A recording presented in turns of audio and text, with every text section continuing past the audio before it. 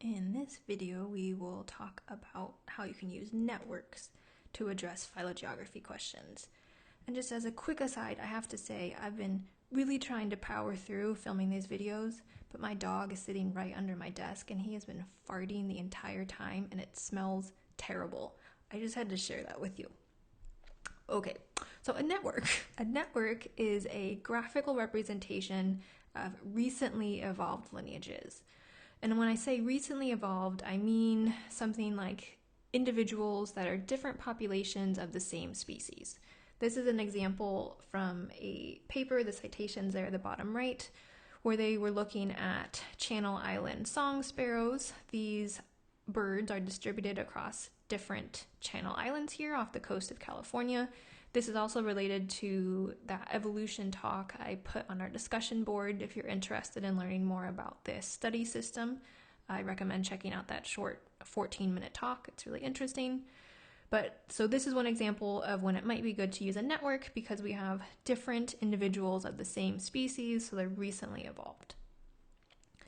And so what you can do is make what's called a statistical parsimony network. That's one particular type of network that's most commonly used in the literature. And when you're making this network, what you're interested in doing is showing different types of haplotypes. So first of all, what is a haplotype? Often it's abbreviated as H1 or H2, and really haplotypes are just slightly different nucleotide sequences. So if we're looking at the same mitochondrial gene, for instance, haplotype 1 might be something like ATCGA. Haplotype 2 might be something like AACGA. So it's essentially a SNP, one nucleotide difference between these haplotypes, but we consider a haplotype as a whole. So this whole nucleotide sequence, this would be considered haplotype 1. This would be considered haplotype 2. So when you're looking at and building these networks, haplotypes are represented as circles. So if we were looking at a network based on these two haplotypes, we would have two different circles, and it would often say H1 next to it or H2. Again, each of those circles represents these different nucleotide sequences shown here. And what we would then do in a network is connect haplotypes that differ by a single or a few mutations. So remember in this example, haplotype 1 and haplotype 2 only differ by a single nucleotide. So what we would do is we have these two circles, haplotype 1, haplotype 2. In a network, those would be connected by a line with a single hash mark. That hash mark represents a single mutation. So this is telling us haplotype 1 and haplotype 2 differ in their nucleotide sequence by one single nucleotide. Okay. And what that looks like, kind of for reals, is something like this. So this is from that same paper on the Channel Island song sparrows. So this is showing overall for actual data what a parsimony network looks like. Again, it's connecting haplotypes that differ by a single or a few mutations. And how to tell that is by looking at the number of hash marks. So anytime you see a single hash mark, that means there's a single mutation differentiating, in this case, haplotype 2 and haplotype 1. In this case, we see a lot of hash marks, so we see 1, 2, 3, 4, 5, 6, 7. So haplotype 14 and haplotype 7 actually differ by 7 mutations. So the hash marks there on each line tell you how different these two haplotypes are from each other. Okay, and let's use this same network to illustrate a couple different points about how to interpret haplotype networks. You can see that this network has a bunch of different colors within it, and haplotype colors correspond to different sampling sites. So here there's a legend to the right of our network. There's different colors, and then each of those colors corresponds to a different location, a different island.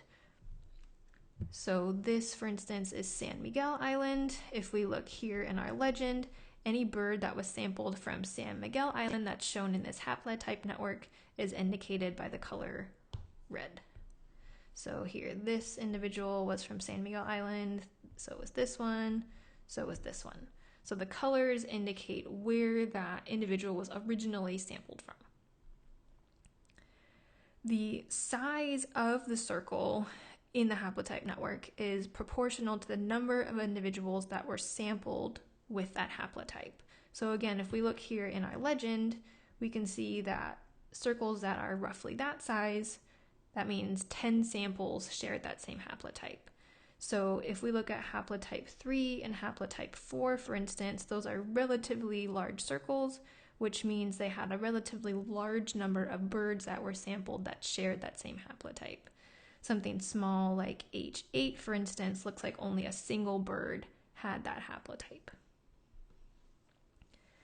And then what we can do by having this network that's been constructed, and remember with phylogeography, we're interested in how historical things have shaped current patterns.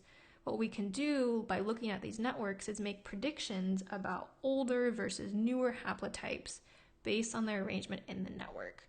So haplotypes arise by mutations happening, and so what we can do is figure out by how these haplotypes are arranged in this network whether the haplotype was a relatively new one resulting from a new mutation or whether it was an older haplotype that's been there for a while. And so I'll walk us through some different predictions we can make based on haplotype arrangements.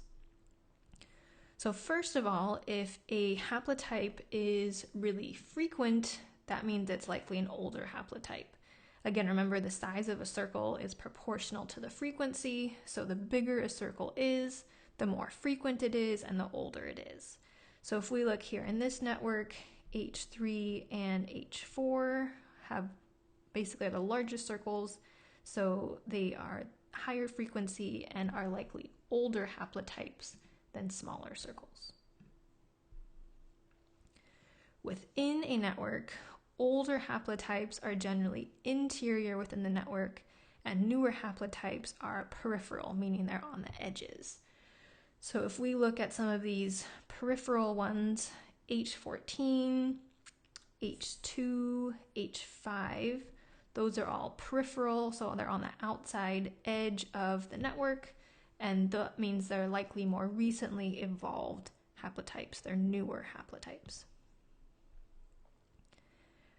Haplotypes with multiple connections coming off of them or lines coming off of them are likely older.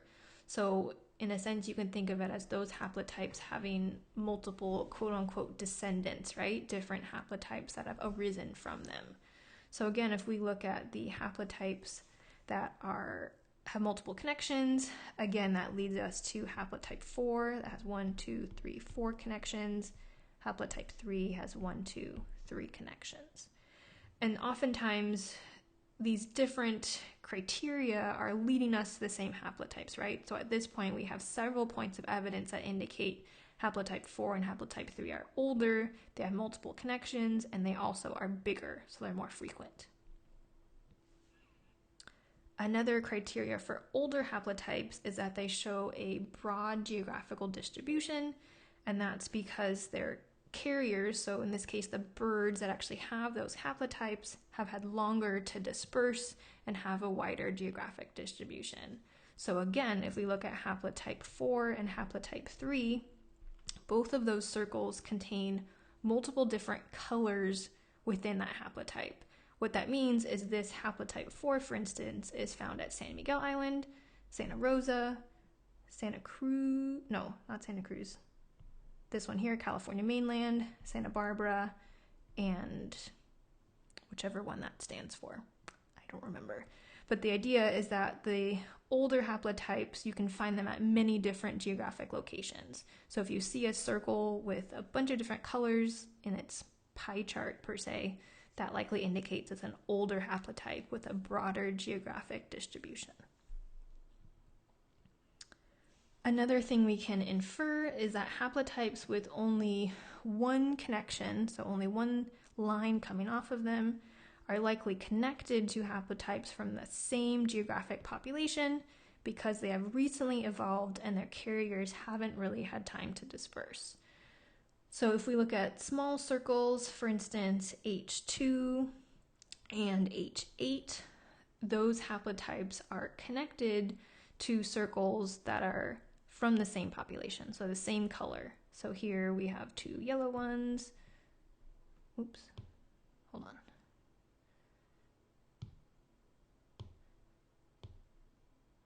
Two yellow ones, and then here, two purple ones. There are some exceptions here if you look closely, probably because these are birds and they're highly migratory and they can fly. But in general, if you have a haplotype with only one connection, it's going to be connected to another haplotype from the same geographic site, the same population. And so to kind of bring all of this back to why it matters, haplotype networks can help us inform conservation decisions.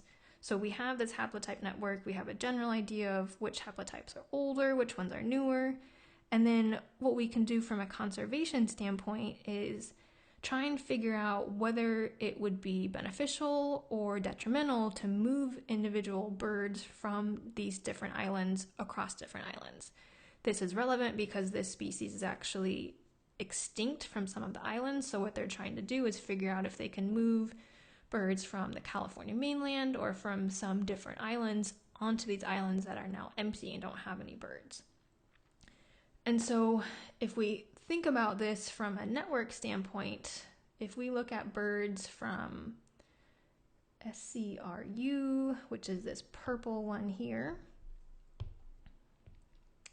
and so that's Santa Cruz, I believe, and then Santa Rosa here in the green, we would probably not want to move individuals between those two islands because individuals from those two islands don't seem to share any of the same haplotypes. So if we look at Santa Rosa, those individuals have haplotype 4 or haplotype 5, and individuals from Santa Cruz have a few have haplotype 3, haplotype 2, or haplotype 1. So in general, on those two islands, we're seeing birds that have completely different haplotypes. So it might not be a good idea to move individuals between those two islands because they share unique haplotypes. That means there has not been ongoing gene flow between them. If there had already been ongoing gene flow, they would share some of the same haplotypes, but it looks like that's not the case.